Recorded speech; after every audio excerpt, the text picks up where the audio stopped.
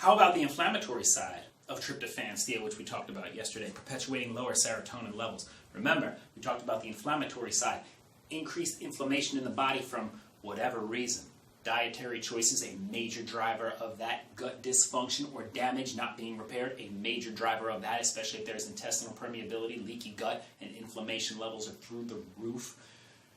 If all of that is left unaddressed, all of a sudden that inflammation cues up that other enzyme, that IDO. Remember, that IDO enzyme then takes that tryptophan, pushes it another direction. It pushes it another direction away from serotonin. So now, if we take a step back and just look at big picture right here, now we can see the mechanism. We can see the mechanism at play of when people say there's an inflammatory component behind anxiety, an inflammatory component behind depression, behind the way you feel. Oftentimes people say that and it just gets lost because that's the extent of the explanation, and it's easy to just kick to the side and be like, no, it's because I don't have enough of this brain chemical in my brain, or it's because I don't have the right genetics that equip me with this, so I am now reliant on it. I'm actually deficient in an SSRI, and that's the only way I'm going to get by.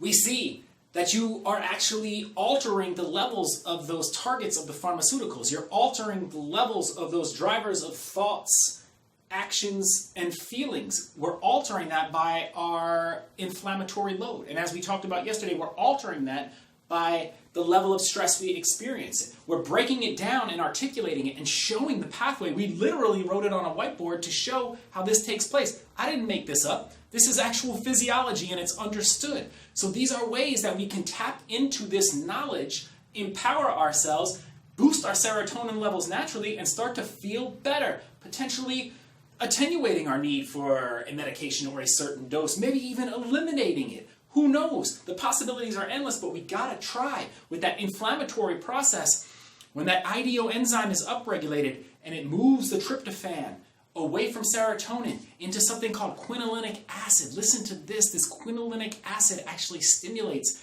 NMDA receptors in the brain. These are excitatory in the brain, excitatory receptors that cause the brain cells to fire.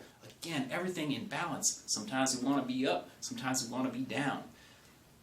If that's in excess due to the inflammation, and quinolinic acid perpetuates this, if that's in excess and it's just fire, fire, fire, fire, fire, the neurons, they eventually burn out. And now we can start to see neuronal cell death. That's dead, dying brain cells. Does that resonate with anyone?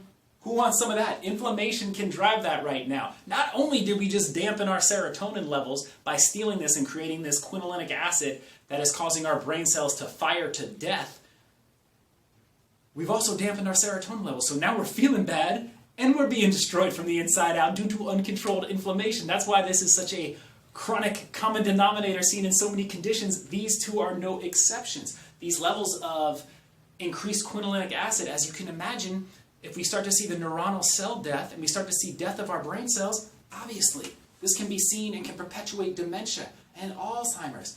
Increased levels of quinolinic acid is also seen in those suicide cases. So we can see how this distorts and alters the way we think, feel, and act with the world. Got to get a hold of that inflammation.